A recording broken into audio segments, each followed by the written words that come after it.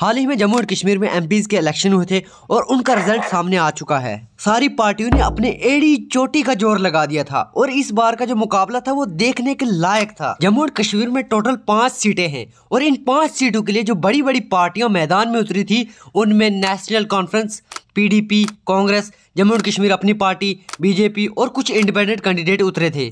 तो चलिए जानते हैं किसने किस तरह का खेल खेला। तो चलिए जानते हैं सबसे पहले बारामूला की सीट पर। बारामूला की सीट पर जेल से खेल हो गया। जी हाँ, इंजीनियर राशिद ने जेल से ही सबको धूल चटा दी। इनके खिलाफ जो बाहुबली थे उनमें उमर अब्दुल्ला खुद और जम्मू और कश्मीर अपनी पार्टी के सज्जाद लोन थे। इंजीनियर राशिद ने 2,48,000 वोटों से उमर अब्दुल्ला के खिलाफ जीत दर्ज की। जम्मू और कश्मीर के ये इकलौते इंडिपेंडेंट कैंडिडेट हैं जो कि एमपी बने हैं। इसके साथ ही श्रीनगर सीट की बात करें तो श्रीनगर सीट से एनसी का कैंडिडेट आगा सईद रहुल्ला मेहंदी जीते हैं। जी हाँ, इस बार भी एनसी ने श्रीनगर का मैदान नहीं छोड़ा। इनके खिलाफ थे पीडीपी के कैंडिडेट वहीदुर रहमान, जिनको 1,88,000 वोटों से हराया गया। इसके बाद तीसरी सीट राजौरी अनंतनाग, जो कि जम्मू और कश्मीर की हॉट सीट है, और उसकी तरफ देखें तो वहाँ मुकाबला बहुत ही बड़ा मुकाबला था।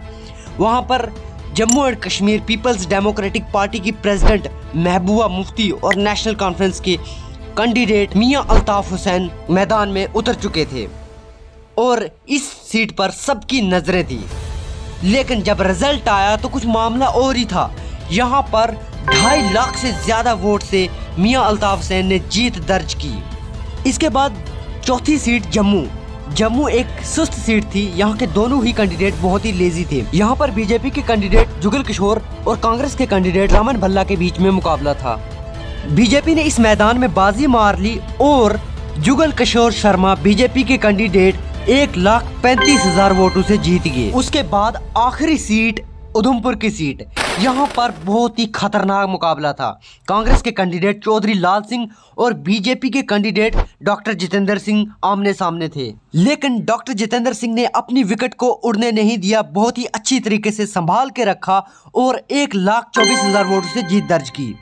ओवरऑल अगर जम्मू एंड कश्मीर के इलेक्शन की बात की जाए तो इसमें सबसे ज्यादा घाटा नेशनल कॉन्फ्रेंस को हुआ है, क्योंकि नेशनल कॉन्फ्रेंस की पहले जो 3 सीटें थी अब 2 ही रह चुकी हैं। बीजेपी के पास जो 2 सीटें थी वो 2 सीटें अभी भी बीजेपी के पास ही हैं, और जो बारामूला की सीट थी वो नेशनल कॉन्फ्रेंस के हाथ से छूटकर इंडिपेंडेंट कैंडिडेट इंजीनियर राशिद के हाथ में चली गई है। लास्ट में मैं सारे कैंडिडेट को लर्निंग मॉल की तरफ से बहुत बहुत मुबारकबाद देता हूँ और उम्मीद करता हूं कि ये सारे के सारे एमपी हमारे देश को बनाने में, हमारी डेमोक्रेसी को बचाने में अहम रोल अदा करेंगे।